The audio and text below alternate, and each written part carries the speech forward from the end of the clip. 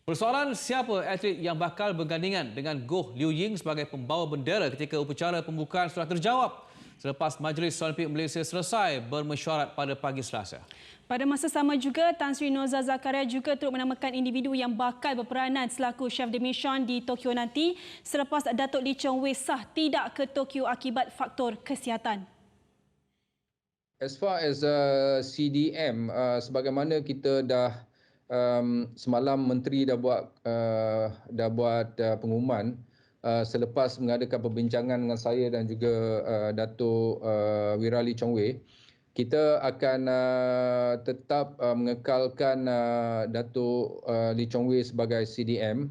Namun kerana nasihat daripada pihak doktor, Datuk Wira Lee Chong Wei akan memantau dari segi atlet-atlet yang terlibat di Tokyo melalui remote lah, melalui online.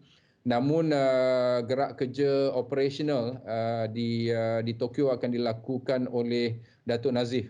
Berkenaan dengan dari segi flag bearer, kita telah sebagaimana kita semua sedia maklum, kita juga telah menerima permintaan daripada Khairul yang pemegang bendera sebelum ini, bahawa beliau memohon untuk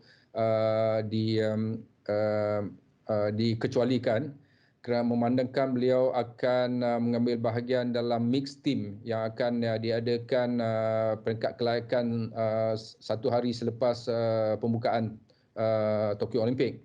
Setelah mengadakan perbincangan dan melihat atlet-atlet yang berada pada ketika itu masa pembukaan tersebut, mesyuarat telah memilih Lee Zijia sebagai pengganti.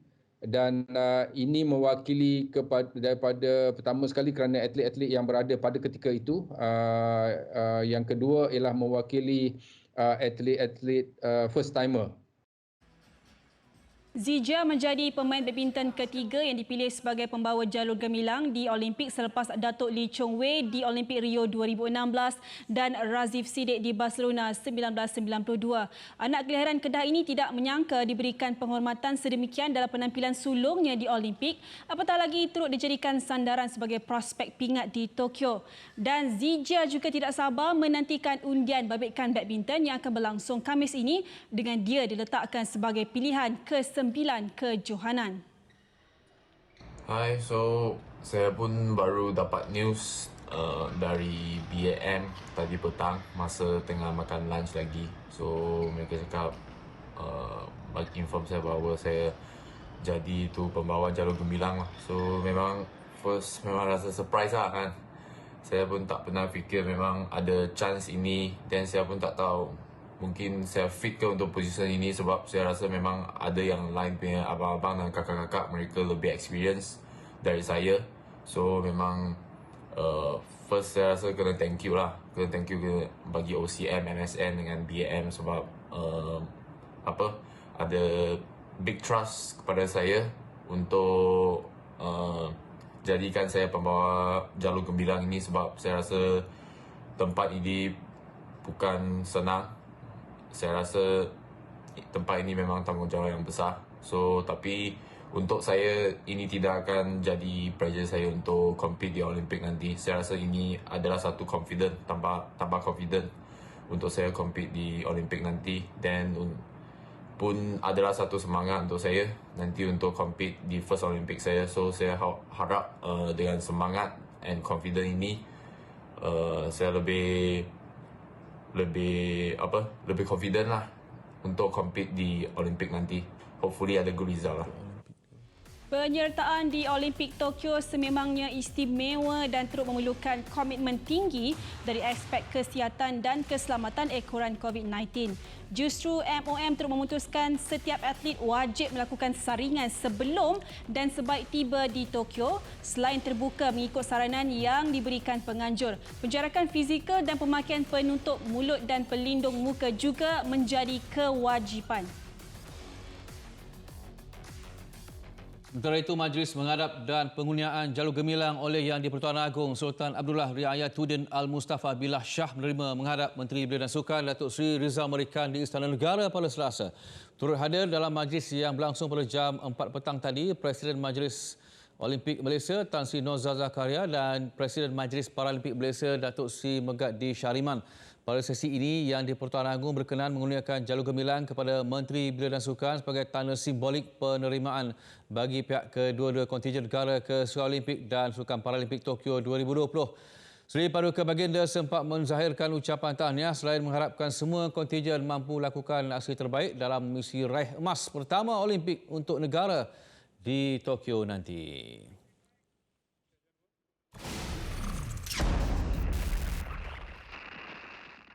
Baik, kita terus bersama dengan Bazli Azmi, kita punya ketua yang akan berada yang akan berada di Tokyo nanti.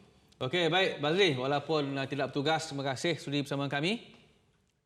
Okey, no problem. Baik Bazli, kali pertama dalam sejarah ada pemangku CDM dan ia perlu diisi oleh pegawai MOM Datuk Nazifuddin Mohamed Najib. Apa peranan lain yang boleh dijelmakan Datuk Lee Chong Wei? Tak banyak tadi yang disebutkan oleh Presiden MOM Tan Sri Nozar Zakaria. Mungkin Bazli juga boleh berkongsi pendapat? Okey, Chong Wei, kita anggap Chong Wei kapten untuk kontingen Malaysia sejak beberapa temasya Olimpik yang lalu, sejak membuat penampilan sulung pada Athens 2004. Aura Chong Wei sentiasa berada di dalam hati atau jiwa atlet-atlet negara. Dan kali ini walaupun Chong Wei tidak bertindak sebagai atlet negara, tetapi semangat, aura dan perjuangan yang dibawakan oleh Chong Wei sejak 2004 itu dibawakan sekali oleh atlet negara Tokyo. Banyak program-program telah pun diatur oleh Majlis Olimpik Malaysia bagi menekankan kepentingan Chong Wei sebagai CDM kali ini. Kita tahu bahawa Chong Wei tidak akan ke Tokyo, tetapi ada beberapa one-on-one session antara Chong Wei bersama dengan atlet-atlet negara yang akan memulakan cabaran. Katakan Azizul akan beraksi pada esoknya. Hari ini akan ada heart-to-heart session. Apa yang perlu dilakukan bagi meningkatkan moral, meningkatkan motivasi dalam misi berjuang untuk Malaysia. Kita tahu nak menang pingat di Olimpik bukan saja perlu 100%, tetapi lebih daripada itu. Dan Chong Wei dah melalui banyak perkara di Olimpik. Dan kita harap sesi ini nanti dapat sedikit sebanyak menghadirkan kejayaan untuk kontingen negara. Okey, Bazli, kalau tadi peranan Datuk Lee Chong Wei lebih kepada motivasi untuk atlet, bagaimana pula dengan Datuk Nazifuddin selaku pegawai sukan di sana sebagai pemangku CDM? Mungkin Bazli boleh terangkan lebih lanjut yang mungkin dia akan lebih banyak menguruskan daripada aspek-aspek keperluan atlet dan sebagainya di sana. Okey, Datuk Nazifuddin sebagai Ketua Sekretariat Malaysia banyak perkara perlu diuruskan, terutama membabitkan aspek-aspek pematuhan SOP. Itu yang paling utama bagi memastikan atlet negara dan jurulatih pegawai juga bebas daripada sebaran jangkitan COVID-19. Itu paling utama, cabaran paling besar untuk Nazifuddin. Tapi saya lihat skop yang lebih besar, Nazifuddin perlu memastikan saingan yang akan disertai oleh atlet negara, jadualnya teratur, begitu juga dengan pergerakan atlet negara. Contohnya, saya beri contoh Sukan C 2019, walaupun sekadar Sukan C, tetapi Datuk Megat Zulkarnain Tan Sri Omar dia antara CDM paling committed, paling dedikasi untuk kontingen Malaysia. Saya masih ingat apabila Izzat Hamzan menang pingat emas untuk gimnastik, double pingat emas itu perlu atau tidak diberikan kepada atlet Malaysia. Perjuangan yang diberikan terus Datuk Megat memastikan 2 pingat emas secara serentak untuk satu acara bagi acara gimnastik. Begitu juga dengan sukan-sukan lain sampai buka baju kontingen negara. Apa komitmen dia nak memperjuangkan atlet negara, hak-hak perlu diperolehi. Jadi itu cabaran-cabaran yang saya jangka bakal ditempuh oleh Nazifuddin, walaupun ini akan menjadi satu penampilan sulungnya sebagai CDM, tapi perlu bersiap sedia dari segi fizikal dan mental kerana cabaran di Tokyo jauh lebih tinggi, lebih sukar berbanding Sukan C Filipina. Baik, satu cabaran dan juga tanggungjawab yang besar yang perlu dipikul dan juga dilunaskan oleh Datuk Nazifuddin. Tak apa, nanti Bazli kita harapkan agar ada satu pembentukan atlet yang mantap. Baik, kita tinggalkan cerita mengenai CDM, kita beralih mengenai pengibar jalur ataupun pembawa bendera, flag bearer untuk kontingen Malaysia. Menyentuh tentang pemilihan Lizia selaku pengganti Khairul Anwar Mohamad. Ia pilihan yang tepat, Bazli?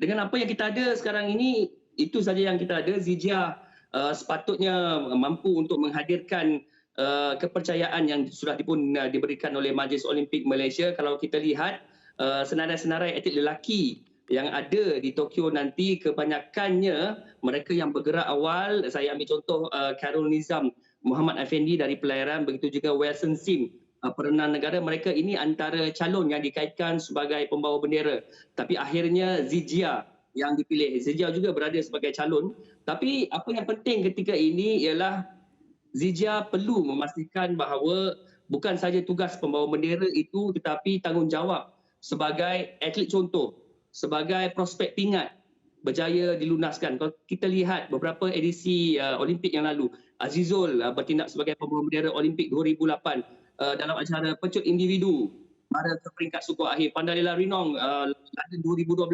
berjaya menghadirkan pingat gangsa untuk terjun. Sementara Chong Wei bertindak sebagai pembawa bendera di Rio 2016, akhirnya pulang dengan pingat perak. Jadi Zizia, apabila anda memegang tugas ini, anda tahu apa yang perlu anda lakukan. Okey, kita dengar pun kita dapat rasa bahawa tekanan sebenarnya sekarang ni sangat tinggi untuk atlet-atlet daripada sukan badminton negara, sebab ialah Goh Liu Ying dan juga Zizia, kedua-duanya sebagai flag bearer untuk Olimpik Tokyo ni. Mungkin Bazli juga boleh terangkan daripada segi pendekatan yang patut dilakukan untuk buat pemilihan siapakah yang akan bawa flag bearer pula untuk Paris 2024 nanti. Okey, kalau kita lihat Tokyo ialah kali pertama IOC memperkenalkan dua flag bearer. Malaysia memperkenalkan Goh Liu Ying dan Li Zizia. Okey, tetapi untuk Tokyo consider settle. Untuk Paris, saya cadangkan bahawa ada beberapa perkara yang boleh dipertimbangkan, antaranya kita mengekalkan pendekatan memilih atlet terbaik, atlet contoh yang kita lakukan sebelum-sebelum ini. Tapi pendekatan yang kedua untuk memilih pembawa bendera yang kedua, kita boleh mengambil atlet prospek masa depan. So saya lihat ini ada dalam elemen yang kita akan bawa di Tokyo nanti, kerana Goh Liu Ying menang pingat perak di Rio, Zizia bakal membuat penampilan sulung. Saya rasa elemen itu sudah ada, tinggal lagi kita nak pilih siapa yang akan menggalas tugas yang sama di Paris. Saya ambil satu contoh di Indonesia, walaupun mereka belum mengumumkan pembawa bendera mereka, tetapi maklumat yang saya perolehi daripada rakan wartawan di sana, lalu Muhammad Zohri, sprinter mereka yang melakukan 10.05 saat, muncul satu-satunya sprinter di Asia Tenggara yang melepasi had kelayakan secara merit untuk acara olahraga pecut 100 meter. Dia diletakkan sebagai prospek utama, dan lalu Muhammad Zohri hampir-hampir sama situasinya dengan Zizia. Muda, membuat penampilan pertama dan prospek masa depan sukan olahraga untuk Indonesia. Jadi buat masa ini, kita setuju dengan apa yang dilakukan. Masa depan mungkin boleh dipertimbangkan. Okey, macam tu pun saya setujulah, tepatlah maksudnya.